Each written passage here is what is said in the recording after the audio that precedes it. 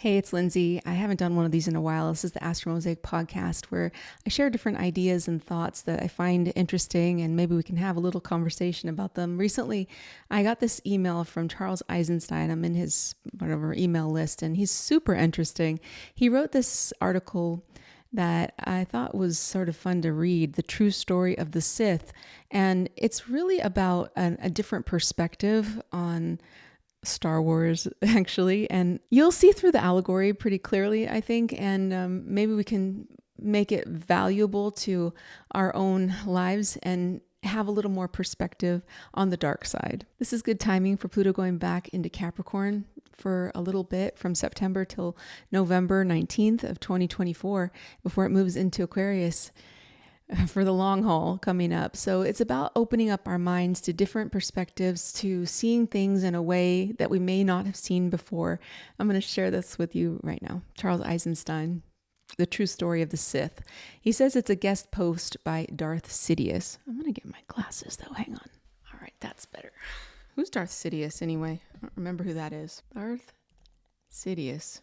Oh gosh, it's that guy. Oh, isn't he a terror? Oh, that's right. That's who that is. The Emperor. Okay, you can tell I'm a real Star Wars aficionado. I really don't know that much, but okay, back to business. True Story of the Sith, guest post by Darth Sidious. I won't do that, I promise. I'll just talk regular. Thank you for the opportunity to set the record straight. I don't expect everyone to believe my alternative account of the events chronicled in the Star Wars films, since it runs so contrary to everything you think you know. I can offer you no proof that my version is correct. I only ask that you listen with your heart, and may it be so, hear the ring of truth. As the saying goes, history is written by the victors. Nowhere is this more true than in the Star Wars series, 99% of which is pure Jedi propaganda. Reading between the lines, though, one might catch a glimpse of the truth that I will share with you now. The heroes of the films are the Jedi Knights, who identify themselves as champions of the light side of the Force and accuse the Sith of being servants of the dark side. Already this should be a red flag. Do you trust people who self-righteously insist that they are the good guys and claim anyone who disagrees with them is evil? Now, I'm not saying the truth is the reverse, that the Jedi are evil and the Sith are good. The whole way of thinking, who are the good guys, who are the bad guys, heroes, villains, it's just a load of Jedi childishness. It flattens complexity, leads to heroic self-inflation, and allows the heroic person or nation to justify any act. In our galaxy, the Jedi became so intoxicated with the idea of their own virtue that they refused to acknowledge their shadow. Rather than integrating their anger, they repressed it. Rather than acknowledging their hate, jealousy, and greed, they denied it. Any form of emotion that is repressed plays out in distorted, extreme, and often violent forms. That was true of the Jedi, who committed many of the heinous acts that they then attributed to us. In similar fashion, the Jedi repressed their sexuality. They didn't always keep their vows of celibacy, but when they did, the results were even worse than when they cheated, as their repressed desire came out as cruelty, which again they projected onto us. The Jedi were so sure of their identity as champions of good that they believed any measures were justified if it served their aims. They even destroyed entire planets. The Death Star was no mere fable. The Jedi created it themselves and deployed it not with the gibbering glee of a diabolical fiend, but with loud sighs that it was regrettably necessary for humanitarian interventions. The rebellion of the Sith had to be stopped, you see, by any means necessary, because we were evil and they were good. In a shameless distortion of history, the films blame the Alderaan atrocity on me. Yet they also leave a clue as to the real story via an inadvertent honesty. They show the Jedi solving most of the problems with violence and portray them with believing their foes to be irredeemable. Then there are the famous Jedi mind tricks. Thinking themselves as pure, the Jedi had no compunctions about dominating others and forcing them to act against their sovereign will. In the same vein, they performed a giant mind trick of mass propaganda, of which the Star Wars films are a part, manipulating the public and robbing them of their right of consent. In contrast to the Jedi delusions of purity, Sith training is about shadow work. Each of us is given a shadow name upon initiation to reveal those parts of ourselves that we deny in fear and shame. That's why our shadow names are preceded by Darth, dark. My own name, Sidious, rhymes with hideous. It was given me in recognition of a deep self-loathing I took on in childhood. My teacher perceived this cloaked self-loathing to be at the root of my personal vanity, approval-seeking, and competitiveness. My name is also suggestive of insidious, reminding me how subtly my ego can disguise these traits. As for Darth Vader, I gave him that spiritual name to bring awareness to his anger toward his father, Germanic root, vater or vater, which was so extreme that he refused to even speak of him. The films twisted that reputation into some nonsense about him having been conceived by the Force itself. The truth is that Vader wished his father had never existed. As his Sith teacher, I knew he must face that shadow, or else be forever the puppet of his unprocessed rage. Our shadow names were used only within our training circle, not publicly. They were touchstones for our most sacred inner work. One day, Jedi infiltrators recorded one of our training retreats and used our shadow names to slander us and paint us as evil. Think about it. Who, truly bent on evil, would call himself Darth Vader or Darth Maul? Who would wear a horrifying mask? Malevolent people usually wear a pretty mask, not an ugly one. It is true that Darth Vader suffered severe physical handicaps that required a mechanical assistance, a mask, and a ventilator. These were twisted in the film imagery to turn him into something monstrous. I'm sure you're familiar with the tactic of painting one's opponents as monsters to incite hatred and contempt against them. That was what the Jedi narrative spinners did to us Sith. That is the mind trick they performed on the public. Both the Jedi and the Sith acknowledge a dark and a light side in the Force.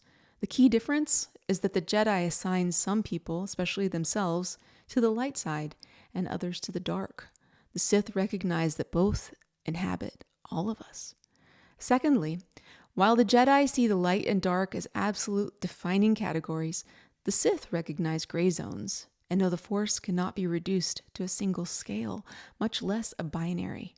When we fixate on the light/dark binary, other mysteries elude us. Thirdly, we know that the light and the dark require each other to exist. And finally, while the Jedis associate the light side with good and the dark side with evil, the Sith believe that it is only when anger, fear, envy, and desire are kept in the dark that they become evil. Anger is not fundamentally a bad thing, nor is fear. In our encounters with Luke Skywalker, Vader and I kept encouraging him to feel his anger. That the film gets right, but we did not mean unthinkingly act on your anger, as the film suggests. To the contrary, we wanted Luke to feel it and not deny that it was there, so that it would not rule him unconsciously. Vader learned that lesson from a bitter experience when his repressed anger exploded into an act of violence that he regretted the rest of his life. That is another shred of truth in that story. His outburst shortly preceded his conversion from Jedi to Sith, which he undertook precisely because he finally recognized the tragic error of denying anger. Another element of truth the film preserves is the idea that Darth Vader, born as Anakin Skywalker, was destined to restore the balance of the Force. Well, I wouldn't use the word destined, but early on I saw him as a potential to bridge what I call stranded opposites, polar qualities that have moved so far apart that communication between them ceases. In my view, the Jedi had so lost touch with their own dark side that it had become wholly inaccessible to them. They imagined themselves to be beyond hate, beyond anger, masters of fear. But instead of banishing them, they installed them as their own hidden masters. Darth Vader, the Dark Father, knew in his being everything they did not see in theirs. His mission was not to literally destroy the Jedi in the sense of killing them. It was to destroy what the Jedi had become, to reconnect them with alienated parts of themselves, and thereby restore order to the galaxy. The sham of Jedi virtue mirrored the politics of the Republic, a sham democracy controlled by hidden financial and military powers. These powers represent the same repressed anger, fear, and desire that ruled the Jedi. There never was an empire, though the Jedi certainly accused me of imperial ambitions.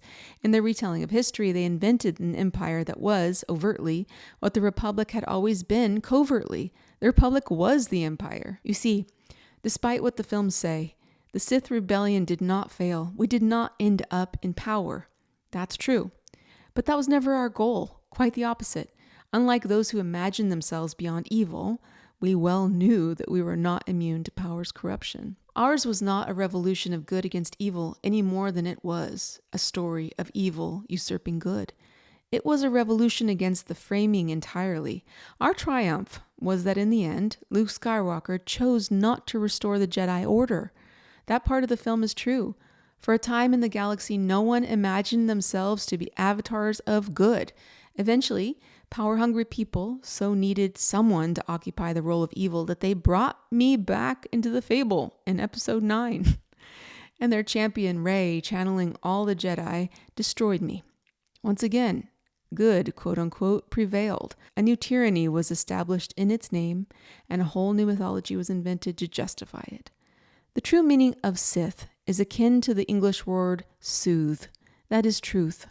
I hope my tale will inspire you to do the work of the Sith, to reveal that which is hidden in yourself and in the world, to dispel the lies, to expose the secrets, to question the doctrines, to break old stories and welcome the unruly truths they had imprisoned.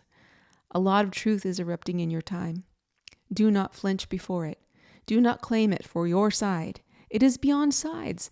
Do not try to subdue it to your stories. There is a need for a force operating behind all things.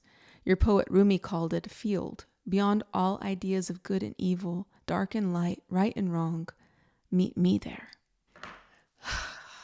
Yeah, so that's an allegory for our time. We have Pluto entering back into Capricorn, opening up this adventure of dark and light and right and wrong and binary. It's just, there's no such thing. Everything is always in the curve, somewhere in there, and we all have all of it in us. I love the thoughts about Jung where he talks about the darkness and how he only trusts people that have accepted the darkness. It's hard to do, especially when you want to be good, you want to be the good guy and all that stuff, but what we need to know is that we are all of those things. It's all incorporated into what we are. And we always have a choice. We always have a choice. We can go any which way with it. But knowing that the potential is there to go into a place that is not our best, it's not our highest ideal version of ourselves. But knowing even when we get to this point where we feel elevated or we're growing and we're learning and we're evolving, that dark stuff is still there. It's okay that it's there, and to not push it away, just kind of welcome it, say, hey, what's going on? You're here too. And that's okay. I have issues with this. I have issues with that. And processing them, releasing ourselves from them is a joy actually, though, and not being ruled by them. The way we become ruled by the dark sides inside of us is by repressing them and not allowing them to just be, and not acting upon them in our worst ways or anything like that. That's not part of the process that I'm suggesting. But knowing that it's there and it's okay. We're not perfect. We're growing, we're learning, we're changing, evolving, and moving towards a higher purpose. But there's no such thing as light worker without a dark side. Interesting stuff. I really enjoyed sharing this story with you. I hope you enjoyed the podcast. I like you just the way you are, and I will talk to you soon.